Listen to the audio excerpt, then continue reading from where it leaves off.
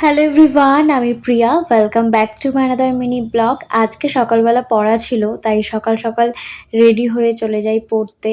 আগের দিন গেছিলাম গড়িয়াহাটে, আর ওখান থেকে নিয়েছিলাম একটা সানস্ক্রিন। নতুন আমি ইউজ করছি, এটা লোটাসের। বেশ ভালো একটা সানস্ক্রিন, যেটা মুখে দিলে একদম চিপচিপ করে না। আমার তো বেশ ভালোই লেগেছে। আর এই পাটিয়ালা প্যান্টটা ওখান থেকেই কিনেছিলাম, গড়িয়াহাট থেকে। এরপর আমি চলে যাই পড়তে। আর ওখান থেকে আসার সময় না নিয়ে এসেছিলাম পরোটা। আমি যখনই পড়তে যাই তখনই নিয়ে আসি পরোটা। সপ্তাহে তো প্রায় দুদিন ধরে খাই পরোটা। খাবারটা কমপ্লিট করে আমি চলে আসি পড়তে, কারণ আজকে অনেক নোটস লেখার ছিল, সেগুলো আগে কমপ্লিট করলাম।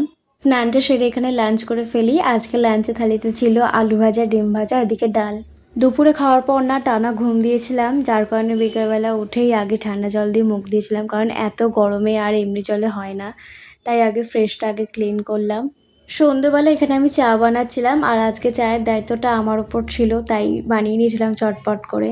আর আজকে চপ আনতে যাইনি বলে চানাচুর আর এখানে মাখা করেছিলাম মুড়ির, সেটা দিয়ে চা খেয়ে নিয়েছিলাম।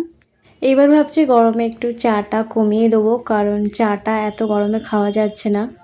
এরপর আমি একটু স্কিন কেয়ার করে নিই। আর এটা তো একটা হোমমেড একটা প্যাক বানিয়েছিলাম, যেটা তোমাদের সাথে পরে ভিডিও শেয়ার করব।